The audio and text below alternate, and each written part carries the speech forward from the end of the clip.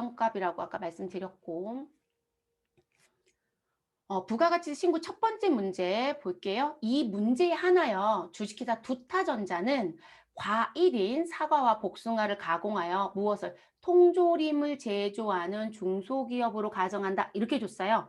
자, 이 문구를 읽자마자 기억나야 되는 부분. 아, 의제 매입을 내고 싶은 모양이구나. 이 얘기죠. 그러면 여러분, 통조림 제조업 중소기업이에요.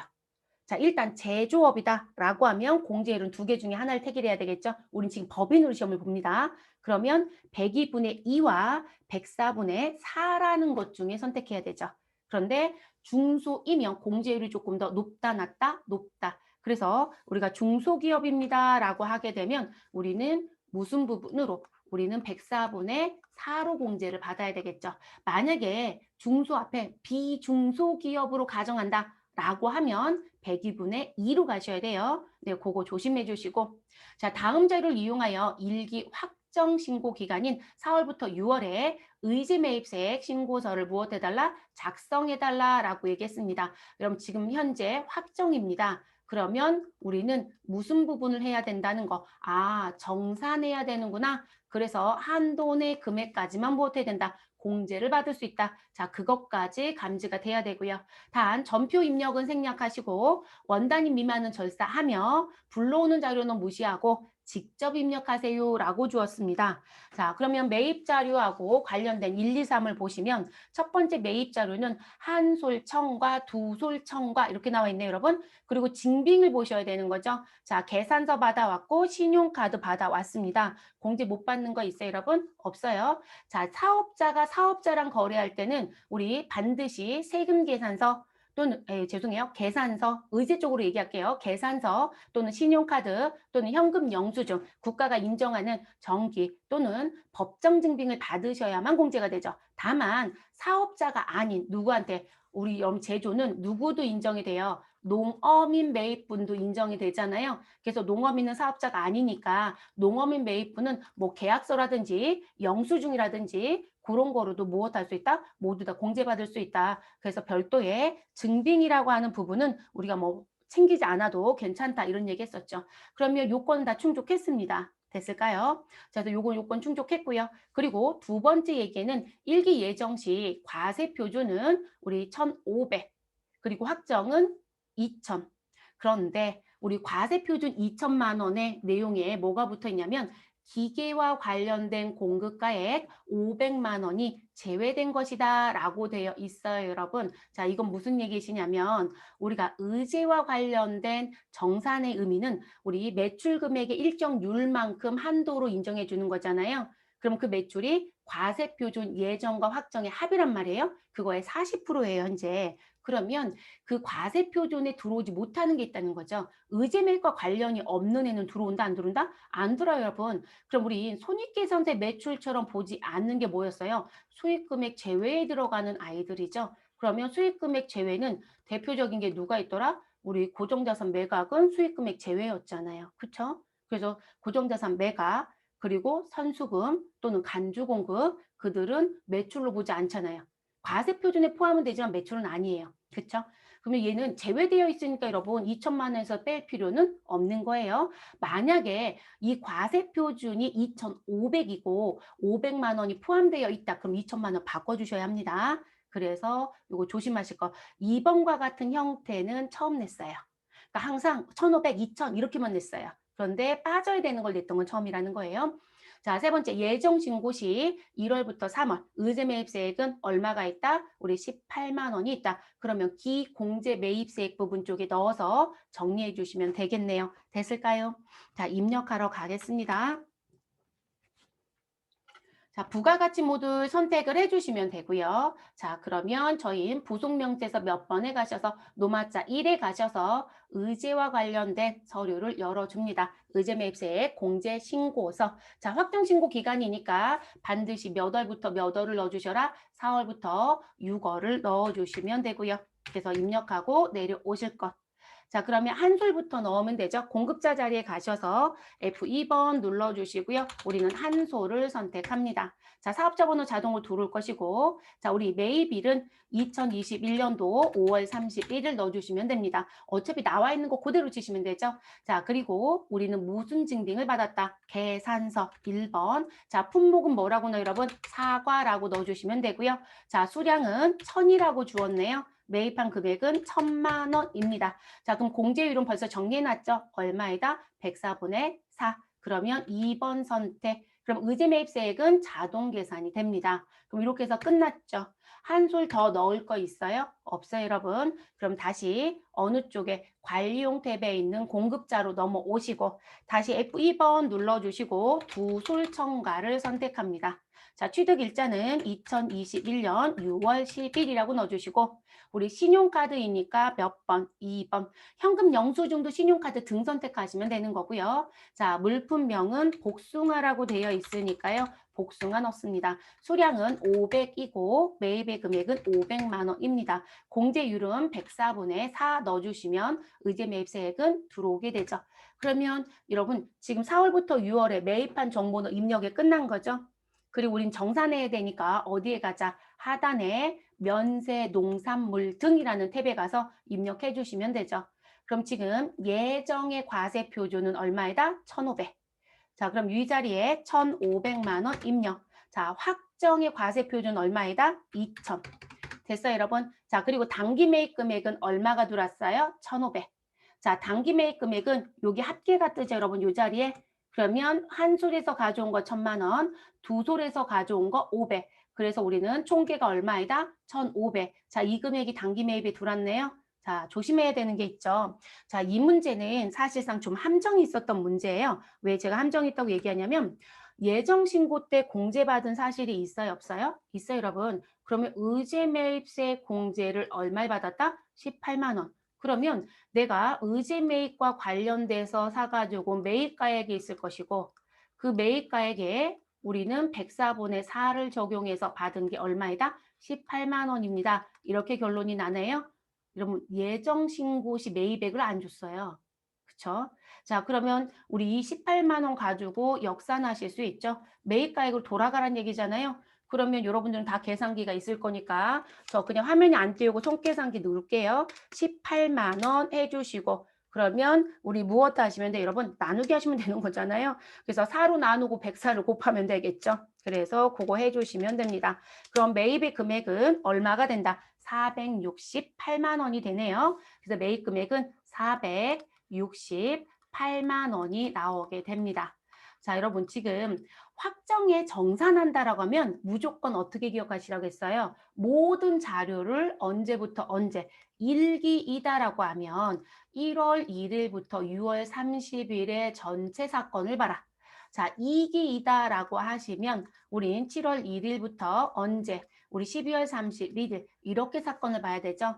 자, 우린 4월부터 6월이라는 부가세 신고 때 예전 걸 가져가서 정리해야 되니까 이 468만 원 어디에? 여기 단기 매입이라고 하는 부분에 넣는다 안 넣는다? 넣어야죠, 여러분. 그러면 B라고 되어 있는 단기 매입액에 들어가는 건 우리 언제부터 언제 매입한 게 들어간다. 우리는 1월 1일부터 6월 30일까지 매입한 거. 그럼 지금 예정 때 매입한 468만 원이 있고 자, 여기에 확정돼 매입한 얼마가 있다.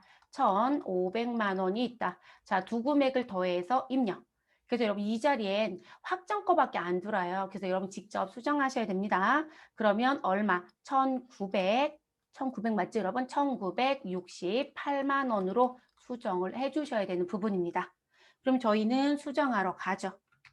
자, 그래서 단기 매입 자리의 금액 1,500을 1,968만 원으로 수정합니다. 됐어요? 자, 공제율은 우리 실질적으로 다른 율을 쓰고 있지는 않으니까 그대로 엔터를 치면 104분의 4로 가는 거고요.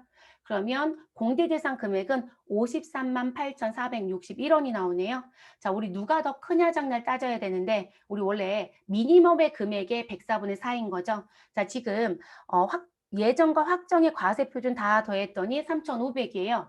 자, 2021년도 12월 31일까지는 지금 한도에 대한 부분이 상향 조정되어 있어서 40% 인정하죠.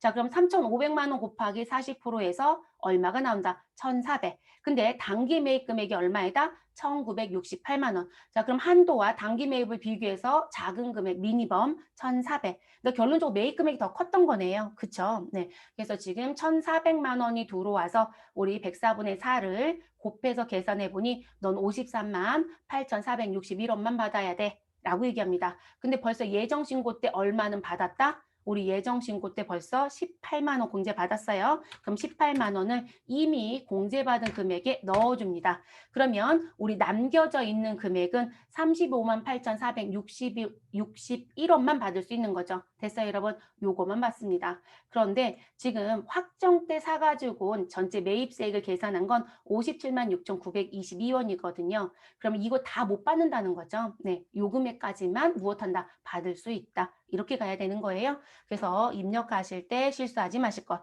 자, 그리고 한 가지 얘기할게요. 지금 수업 듣는 분 중에 벌써 기출을 답을 보고 푸시는 분도 있을 거고 또는 풀어봤는데 다시 한 번 더 점검하려고 하신 분도 있을 거고 자, 이게 답안 공제하고 제가 풀이하는 거랑 좀 다르게 나왔을 거예요. 뭐냐면 답안 공제는 여러분 단기 매입액 금액이요. 1,500으로 공제가 됐어요. 답안이 잘못됐어요.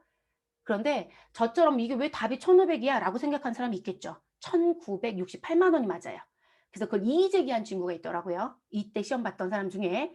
그래서 봤더니 본인들이 답안을 잘못 공제한 거예요. 1,968만 원이 맞아요. 그래서 뭐라고 얘기했냐면 1,500으로 답안 공제를 하면서 1,968만 원 넣은 것도 맞았다고 하겠다 이렇게 있어요. 말도 안 되는 얘기예요, 여러분. 그러니까 이게 참 재밌는 게 뭐냐면 원칙대로 답안을 고쳐야죠. 답안이 잘못 나왔으면. 근데 1,500이 맞은 것처럼 공지를 하고 그것도 맞았다는 단서를 붙였다? 그건 말이 안 되는 얘기예요, 여러분. 그렇게 갈 수는 없습니다. 지금 현재 이게 지금 현재 매출 금액이라는 과세 표준이 사실 적었기 때문에 금액이 바뀌지 않겠지만 만약에 여러분 이게 입력하는 부분이에요. 1,500이라고 했는데 이 매출 금액 과세 표준의 40% 금액이 단기 매입보다 크면 어떡할 거예요? 지금은 1,400과 1,500을 넣어도 1,400이 작잖아요.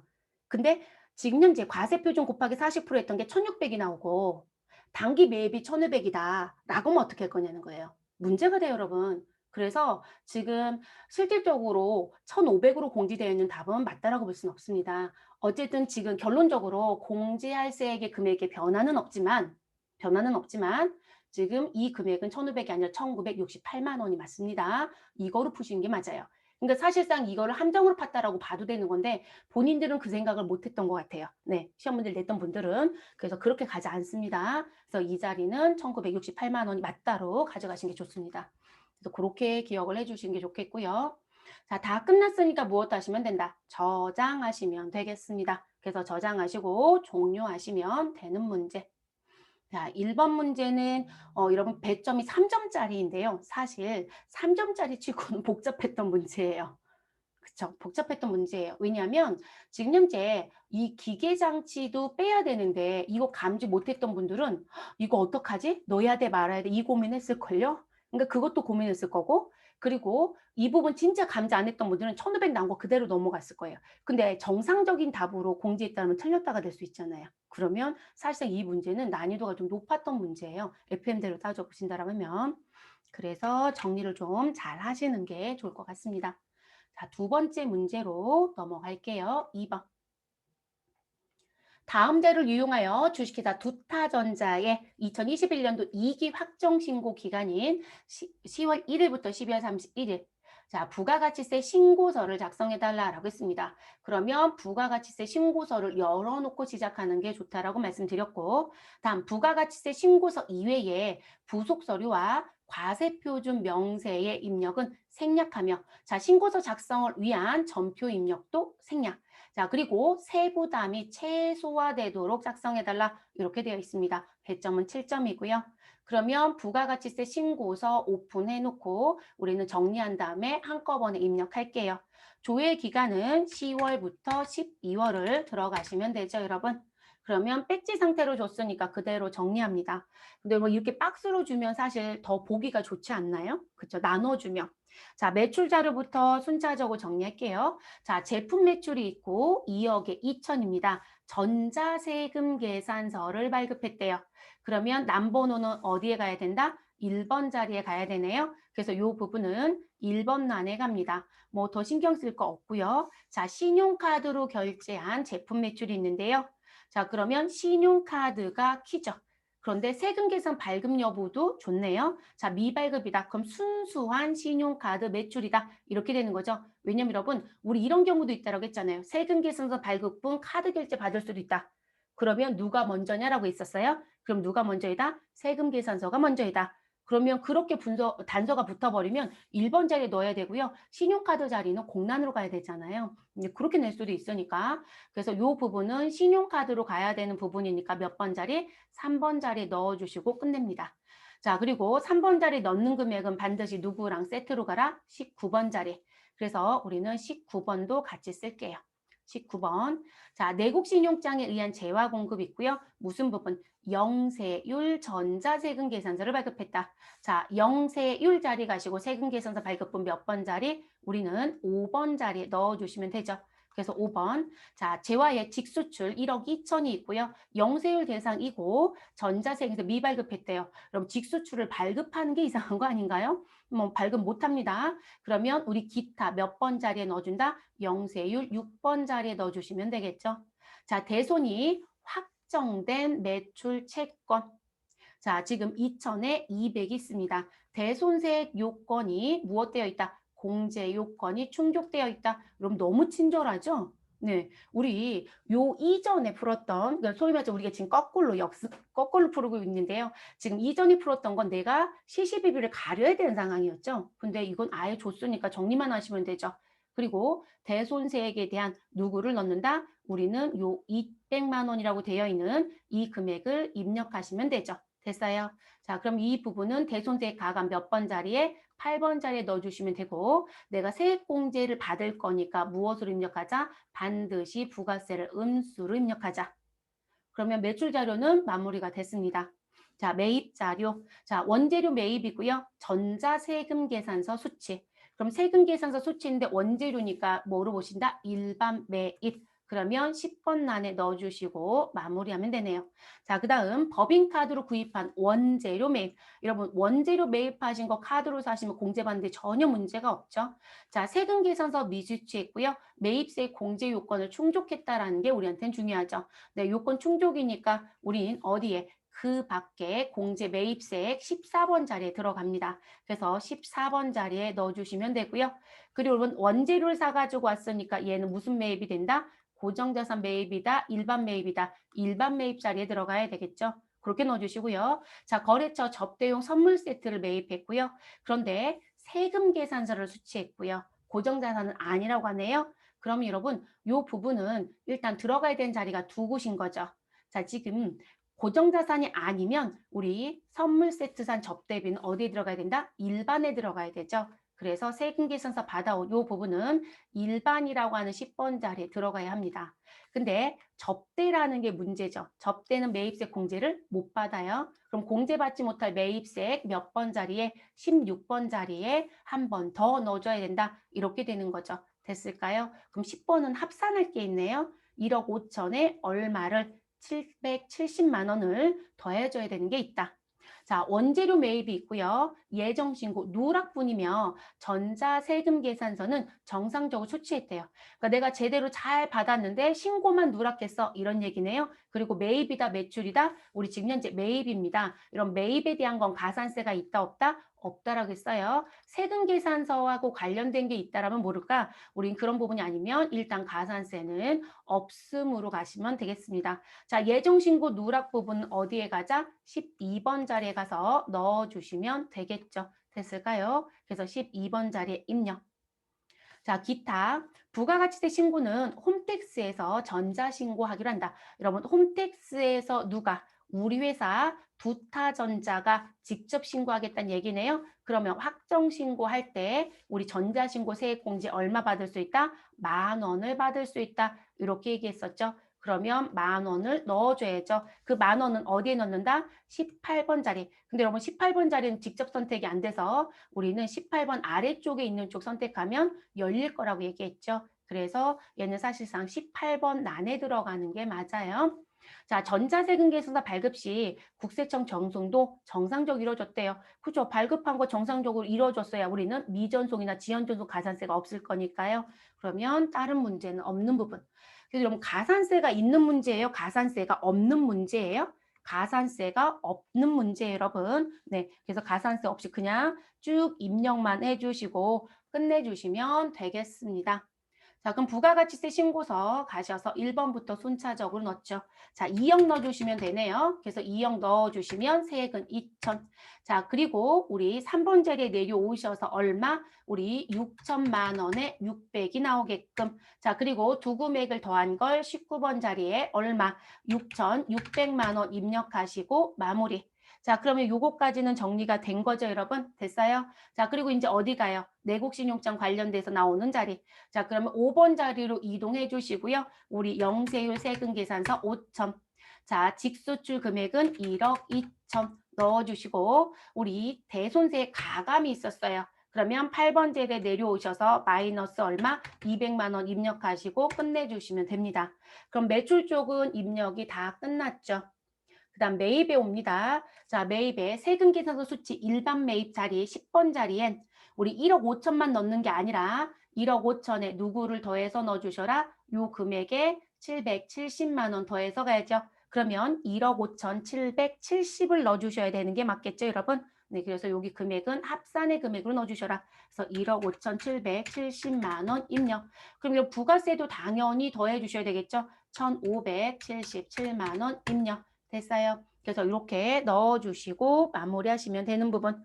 자, 그러면 일반 매입은 정리가 끝났어요. 그래서 요 부분 정리 끝났고요. 요거 넣은 김에 우리는 누구까지 마무리하자? 불공. 자, 그러면 공제받지 못할 매입세액은 16번 자리. 자, 16번 선택하시면 오른쪽에 3쪽이 열릴 것이다. 그럼 50번 선택하시고 얼마 넣어주셔라? 770만 원 넣어주시고 77만 원까지 반드시 입력합니다. 그래서 이렇게 넣어주시고 그러면 원재료하고 관련된 거와 거래처 선물 산 거까지는 정리가 다 끝난 거죠. 이제 카드 들어갈게요. 우리 그 밖에 공제와 관련된 14번 자리 선택해 주시고 자, 이것 또한 오른쪽에 3쪽의 내역이 열리죠. 일반 매입이다, 고정자산 매입이다. 아까 일반이라고 쓰고 들었어요. 네, 800만 원 금액에 넣어주시고 세액 자리 가셔서 80만 원 넣어주시고 엔터. 그러면 우린 신용카드 매입도 정리가 끝났습니다. 그 다음에 이제 누구 넣어주시면 돼요, 여러분? 예정신고 누락분 넣어야 되는 거죠. 자, 예정신고 누락분 12번 자리 선택. 그러면 오른쪽에 매출과 매입이 열리고 우리는 매입에 세금 계산서 38번 자리 선택하시고요. 900만 원에 90만 원을 넣어주시면 되죠, 여러분. 그래서 지금 매출과 매입까지 다 끝났더니 우리는 내야 되는 납부세액은 얼마이다. 일단 730으로 정리가 됩니다. 됐을까요? 그런데 기타에 갔더니 우리는 전자신고 세액공제를 받을 수 있다. 이 얘기가 있네요. 그럼 여기 18번 자리 가라고 했는데 28번은 선택이 안 된다겠죠, 여러분? 그래서 우리는 19번 자리이든 아니면 뭐 지금 현재 20번 자리이든 어딘가를 선택을 하면 창이 열릴 거라겠죠. 여기 18번 그 밖에 경감공제세.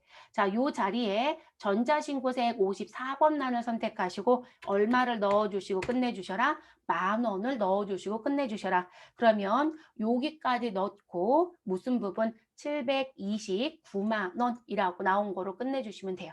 그러니까 가산세가 없으면 사실 조금 더 편안하긴 해요. 네, 편안하긴 합니다. 그리고 재밌는 건 여러분, 우리 지금 부가가치세 신고서 작성하는 문제를 계속 풀었잖아요. 근데 지금 이 신용카드 문제가 지속적으로 나오지 않아요? 매출 쪽에?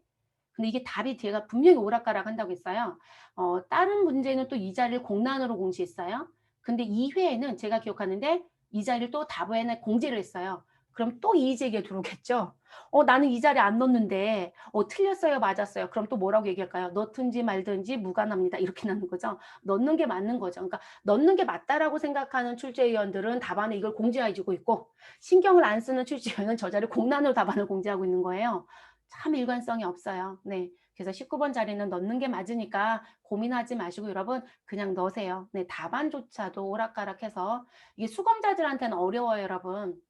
왜냐면 업무를 보는 사람들의 입장에서는 당연하다고 생각하지만 공부를 하는 그냥 수험생의 입장에서는 일관성이 결여가 되면 본인이 결단을 해야 되니까 어렵죠. 그래서 19번은 그냥 습관처럼 갖고 가세요. 넣는 것처럼 가져갑니다. 이렇게 마무리하시면 되는 문제였어요. 자, 부가세 쪽은 이렇게 해서 정리가 끝났습니다. 그럼 우리 이제 뭐가 하시면 될까요? 결산을 들어가면 되죠, 여러분? 결산. 근데 지금 결산을 들어가시면 되는데 지금 우리 쉬는 시간에서 중간에 멈추면 좀 불편하니까요. 우리 결산은 식사들 하시고 그리고 무엇 하시자 이어서 하겠습니다.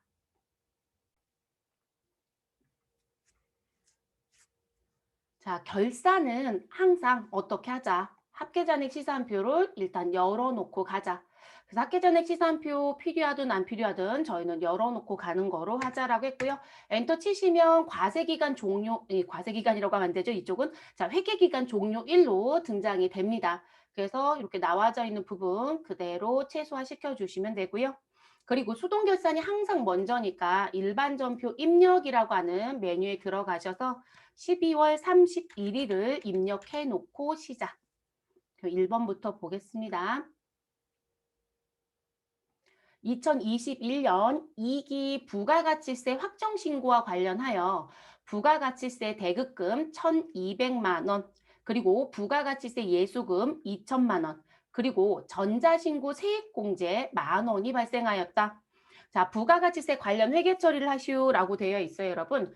그러면 우리가 12월 31일자에는 2기 확정과 관련돼서 예수금과 대급금 상계 정리해줘야 되는 거죠. 그래서 지금 그 내용을 이 자리에 있는 이 두 가지를 무엇해달라? 상계해주세요라는 얘기를 준 거고요. 그리고 우리가 확정신고할 때는 무엇이 직접 신고한다면 전자신고 세액공제가 가능하잖아요. 근데 그 전자신고 세액공제, 근데 이건 아무 말이 없으면 영업하고는 관련이 없는 수익이기 때문에 자비익 처리하면 되세요. 지문에 주어지면 그대로 따라가시면 되고. 자, 부가가치세 관련 회계 처리하는데 내용을 봤더니 납부세액이 있다 그러면 미지급 세금으로 처리하고, 그리고 환급세액이 있다라고 하면 미수금으로 처리하래요. 그리고 전자신고와 관련된 세액공제가 있었다라고 하면 자비익해 주세요라고 아예 주었네요, 여러분. 고민할 거 전혀 없는 문제이죠. 우리는 상계 정리하고 마무리하시면 되는 부분. 그래서 결산 때도 부가가치세 관련된 게 들어올 수 있다라고 알아두시면 될 것 같아요. 최근 들어서 요 문제 출제가 자꾸 빈도가 높아지고 있는 경향이 좀 보이고 있고, 부가가치세 포함되는 급수에는 다 나오는 것 같아요, 지금. 자, 우리 차변부터 갈까요? 대변부터 갈까요, 여러분? 우리 지금 누가 봐도 납부세액이 있는 상황이네요. 그죠? 그래서 저는 차변부터 넣을게요. 차변에 부가세, 예수금, 부채로 가지고 있었던 거 상계 정리해 주시고요. 2천만 원 입력합니다. 자, 그리고 상대편, 대변 선택해 주시면 되시고요. 부가세, 대급금 정리해 주시면 되죠, 여러분. 그리고 금액은 현재 1,200만 원 상계 정리. 그리고 같은 변 대변에 우리는 잡이익이 있었으니까요. 잡이익이라고 하는 계정 과목 넣어주시면 되세요. 그리고 그 금액은 10,000원입니다. 그럼 10,000원 정리해 주시고, 그럼 지금 내야 되는 세금이 빨간색으로 대체척이 뜨죠, 여러분? 그거만큼 내는 세금. 그러면 같은 변 대변에 우린 누구 넣어주시면 된다? 미지급 세금이라는 걸 넣어주시면 되겠죠. 그래서 799만 원 미지급 세금. 더 할 건 없어요, 여러분. 네. 우리 더 할 건 없으니까 그대로 마무리합니다. 두 번째 문제 갈게요. 자, 당사는 부동산 임대 사업을 하고 있다. 부동산 임대 사업을 하고 있다라고 하면 사업자 등록 중에 임대도 있다라는 얘기겠네요. 자, 11월 1일 임차인으로부터 몇 개월치? 6개월치 임대료. 여러분 조심하실 게 이런 부분이에요. 우리가 이제 이런 문제가 나오면 매번 1년치의 패턴을 너무 많이 봐요. 그러니까 무의식 중에 12분의 얼마 이렇게 월할 계산하실 때 그걸 하고 계시는데 반드시 1년치인지 6개월치인지 꼭 확인. 자, 6개월치 임대료 120만 원. 우리 2021년도 언제부터? 11월 1일부터 2022년도 4월 30일까지에 대한 부분을 미리 받았다라고 되어 있습니다. 자, 그리고 그리고 수령일에 전액 무엇으로? 임대료 수입. 근데 여러분 매출 계정이라고 분명히 되어 있어요. 우리가 일반적으로 임대료 계정은 여러분들이 회계를 배우실 때 대부분 영업의 수익으로 많이들 배우세요. 근데 부동산 임대업은 절대로 영업의 수익 계정 쓰지 않아요. 그래서 저희가 부가세 수업할 때 제가 한번 얘기했었을 거예요. 그래서 지금 매출 계정에 있는 임대료를 썼으니까 400번대 있는 임대료 쓰셔야 돼요. 411번일 거예요. 자, 그럼 어쨌든 그렇게 되어 있고 월할 계산해 주시고요. 회계 처리는 음수로 하지 말래요. 자, 이 음수하지 말란 얘기는 네, 공부를 하는 분들은 음수를 안 하세요. 근데 일하시는 분들이 시험 보러 오시면 자꾸 음수를 쳐요. 네, 관습적으로 썼던 습관이 있어서 그러신 것 같은데 우리가 특수한 경우들 빼고는 음수 회계 처리는 다 사실 안 하는 게 맞습니다. 그래서 그 내용 준 거고요. 그러면 저희 정리하셔야 되는 거죠, 여러분. 자, 수익 처리했어요? 부채 처리했어요? 수익 처리했어요. 그러면 우리가 돈을 받았을 때 무슨 처리를 하면 수익으로 처리했다라고 하면 우리 결산할 때는 지난 거를 찾는다, 안 지난 걸 찾는다. 그걸 얘기해야 되는 거잖아요. 전부 다 수익이네, 여러분. 그럼 발생한 것만 수익이어야 되니까 우리는 지나지 않은 부분을 우리 그러면 미경과라고 표현하면 쉽겠죠. 그래서 미경과분을 무엇 하시면 된다. 우리는 부채 처리하시면 된다. 그게 미리 받은 부채라고 미리 받은 수익이라고 쓰시면 되겠죠. 네, 그래서 선수 수익 처리해 주시면 되는 부분. 그럼 계산하는 부분은 우리 지금 받았던 금액 얼마? 120만 원이 있고요. 자, 여기 곱하기 6개월입니다. 6개월 중에 아직 지나지 않은 건 4개월인 거죠. 그래서 6분의 4 계산하시면 답이 나오겠네요, 여러분. 얼마 나와요, 여러분? 6 나누면 20이죠, 여러분. 20만 원 곱하기 4 하시면 80이겠네요. 그래서 우리 미래의 돈은 80만 원이다. 이렇게 정리하시면 되는 부분. 이것도 수동 결산이죠. 그러면 일반 전표 입력에 입력해 주시면 됩니다. 차변 선택해 주시면 되시고요. 저희는 임대료 계정을 넣습니다. 자, 임대료 치시면 계정이 여러 개가 들어오죠. 411번에 임대료 보이죠, 여러분? 됐어요? 네, 그래서 400번대 코드가 매출 계정이에요, 여러분. 매출 계정. 그래서 411번 쓰시고 확인. 자, 그리고 넘어갑니다. 우리 금액은 80만 원 계산되어 있으니까 80만 원 그대로 넣어주시고 상대 계정 대변에는 우리 선수 수익이라고 넣어주시면 되겠죠. 그래서 선수 수익 선택해 주시고 마무리. 더 하실 건 없어요. 그래서 우리가 임대료가 나왔을 때 조심하셔라. 영업의 수익 계정인지 아니면 매출 계정인지.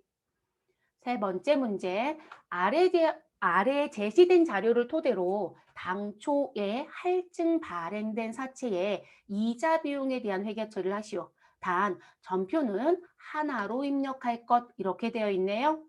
그러면 여러분 지금 이게 조금 어렵다라고 생각하시는 분들은 어떻게 하시면 되냐면 우리가 사채가 할증 발행됐을 때 어떤 상황이 등장하죠, 여러분? 발행 시점에 있었던 분계를 가지고 연상하시면 돼요.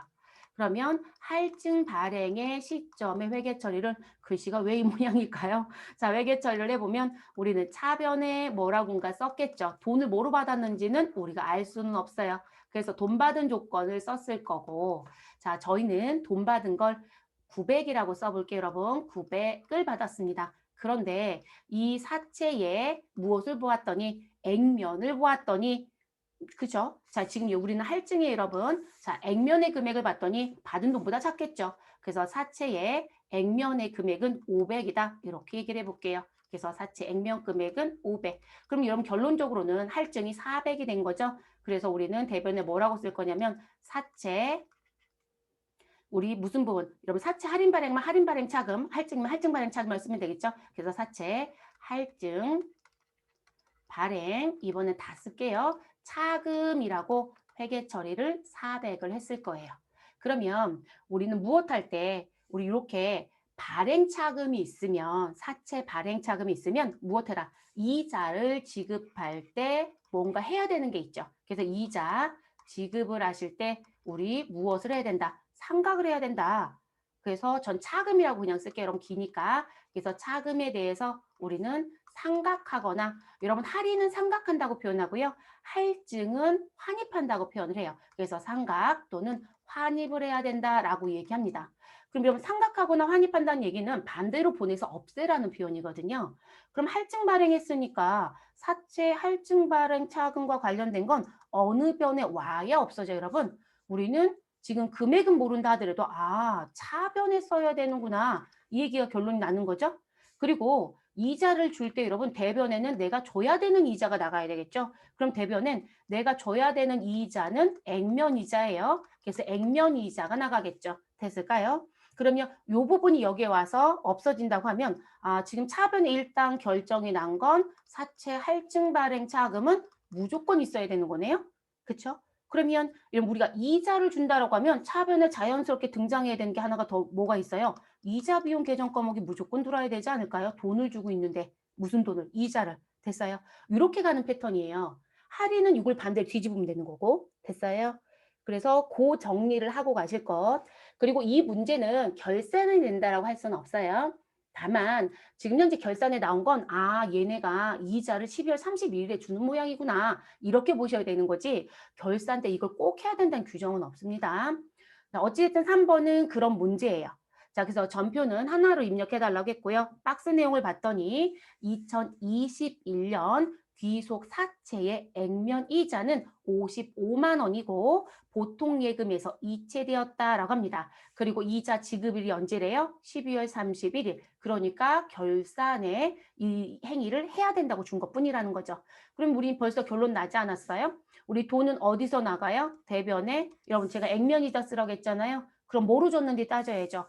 보통 예금에서 주었구나. 그럼 보통 예금. 자, 그리고 우리 55만 원이라는 걸 써주시면 되겠죠.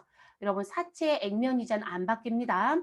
자, 그리고 우리는 차변에 누구를 쓸 거냐라는 걸 고민하라는 거죠.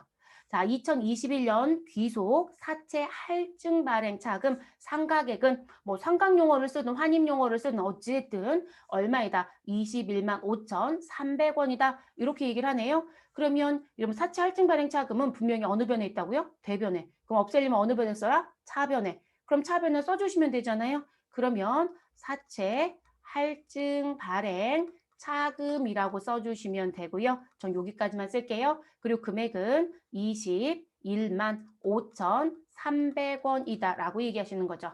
근데 여러분 우리는 항상 회계 처리를 하면 차변과 대변은 어떻다? 같다라고 얘기했잖아요. 그러면 나머지가 뭐가 된다? 이자 비용이 돼야 되는 거예요. 그래서 할인 발행 같은 경우는 이자 비용에 누가 할인 발행 차금의 상가액이 포함이 되지만 할증 발행이었을 땐 이자의 차이만큼 미리 받은 돈이거든요. 그래서 이자 비용이 줄어드는 더 작게 계산되는 것좀 가야 돼요. 그래서 오히려 내가 주는 액면 이자가 더 큰 것처럼 그래서 이자 비용은 우리 55만 원에서 21만 5,300원을 빼고 나온 부분 그러면 33만 4,700원인가요? 네.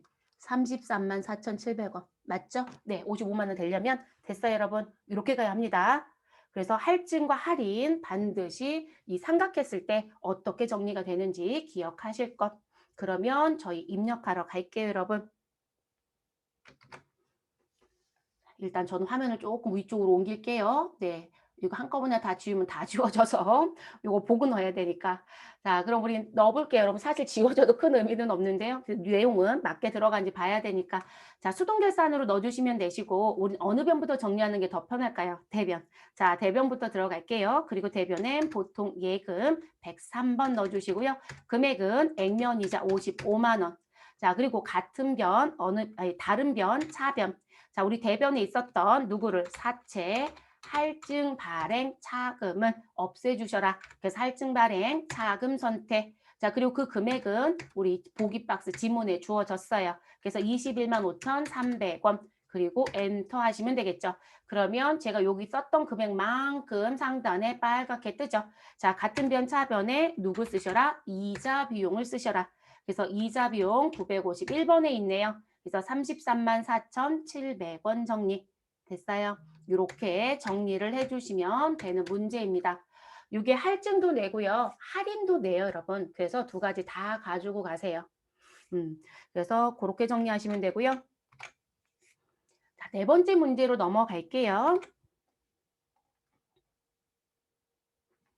당해연도 퇴직급여 추계액은 생산직은 1억, 관리직은 6천. 자, 그리고 이미 설정된 퇴직급여 충당 부채로 얼마가 있다? 생산직은 5천, 관리직은 2,500이 있다고 합니다.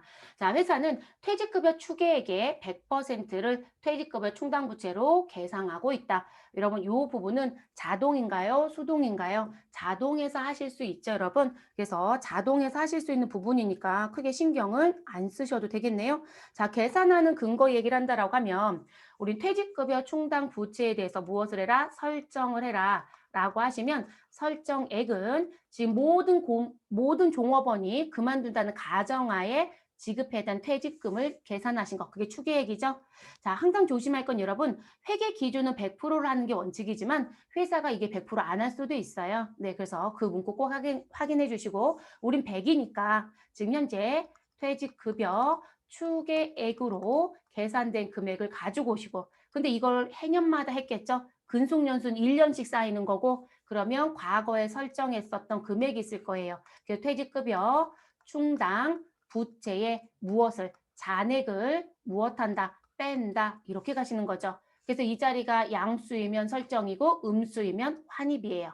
그러면 지금 생산직과 관리직 정리하시면 일단 생산직이라고 얘기를 합니다. 그럼 생산직은 지금 추계액이 얼마이다? 1억이죠. 그래서 1억이고요. 자, 여기에서 지금 가지고 있는 건 얼마가 있다? 5천이 있다고 얘기하네요. 5천. 그럼 추가적으로 설정할 건 얼마가 있다? 5천만 추가 설정하면 되죠. 그럼 저 이렇게 짧게 쓸게요. 자, 그리고 사무직도 정리해야죠. 자, 사무직은 추계액이 얼마이다? 6천만 원입니다.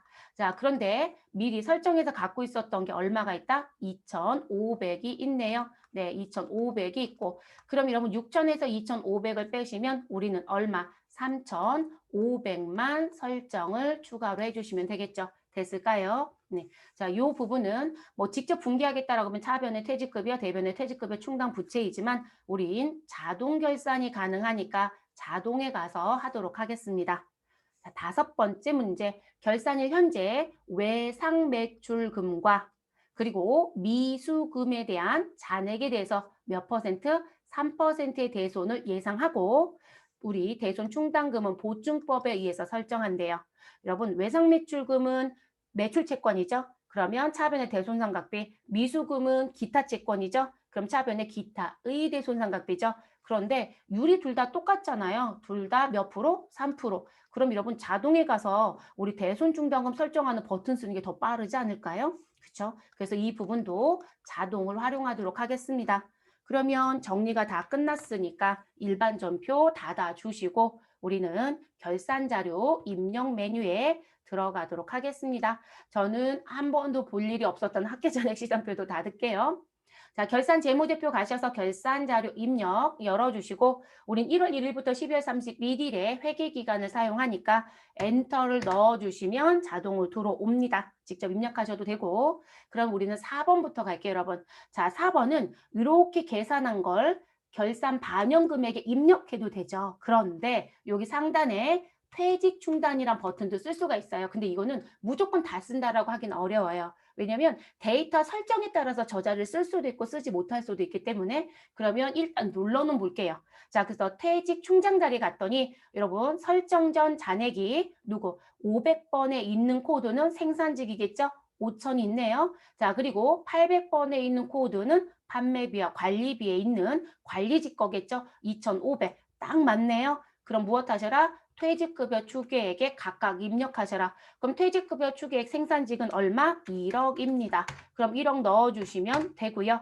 자, 그리고 우리 판매와 관련된 부분 관리직은 6천입니다. 그럼 입력하시면 되죠. 그러면 퇴직급여 추계액에서 우리 설정정 충당금 잔액을 빼서 우리는 추가 설정액이 나오죠. 그러면 우리 손으로 계산했던 5천과 3,500 동일하죠, 여러분? 됐어요?